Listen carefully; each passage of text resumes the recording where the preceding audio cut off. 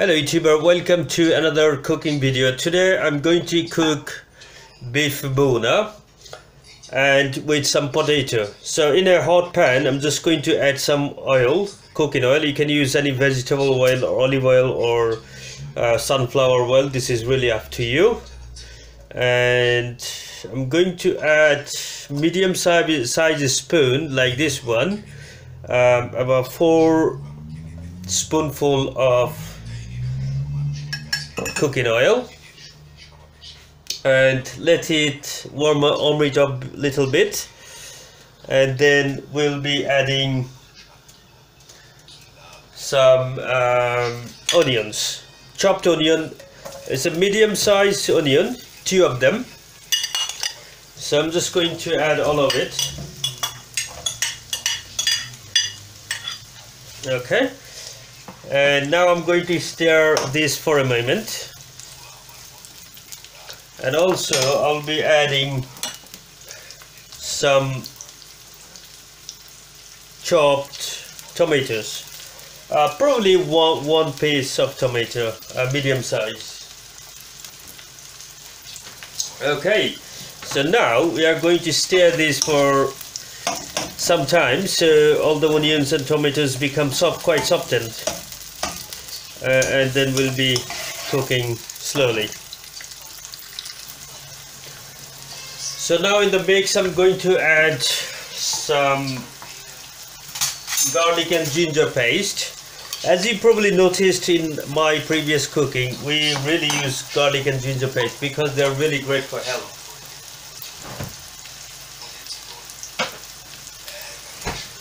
Now in there I'm going to add some spices mix, and the mix is looks like this. Do you know what it is? Turmeric powder, cumin seeds, coriander seed powder, and bay leaf powder mixed together. This is one of our specialty in our house. We tend to use them all on all cooking, and so that's why we actually ground them together and keep it for everyday's cooking. And now I'm going to add a couple of elach, which is cardamom, and also a little bit of cinnamon ground. Cinnamon, this from Tesco. Not too much, just a little bit, just to get some flavor. And now I'm going to stir this for some time.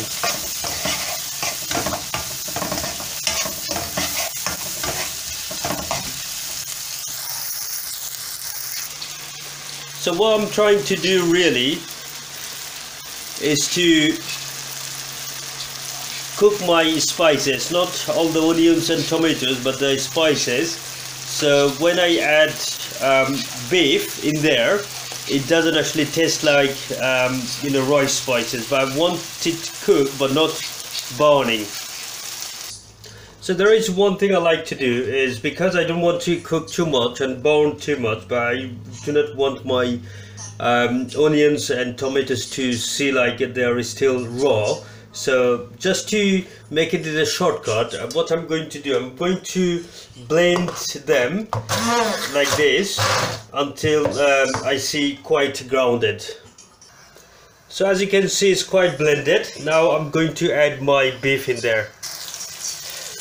So as you can see, I have added my beef in it, and then I will stir them quite well and keep this under a lid for probably 10 minutes, but I'll have to check if it burns, then I can add some water in there as well. So keep it for 5-10 minutes, and then we'll add some water in it.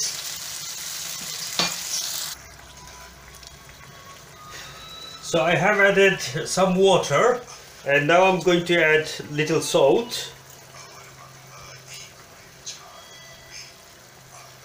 and keep it like this with the lid on for at least 30 minutes, and cook it, and you can also check within the 30 minutes. Nothing really fancy cooking, just simple beef with potato. So we'll keep it for 30 to 35 minutes. So in a bowl, meantime, I'm going to add my potato and little bit of turmeric powder and some salt I'll be adding, and then mix them like this. Okay, so in a hot pan I added my potato because I want to fry them. So as you can see, friends, all potatoes are getting quite burning color, but I want to fry them quite more, so it does actually give me very good burning color. That's I'm going to add into my beef.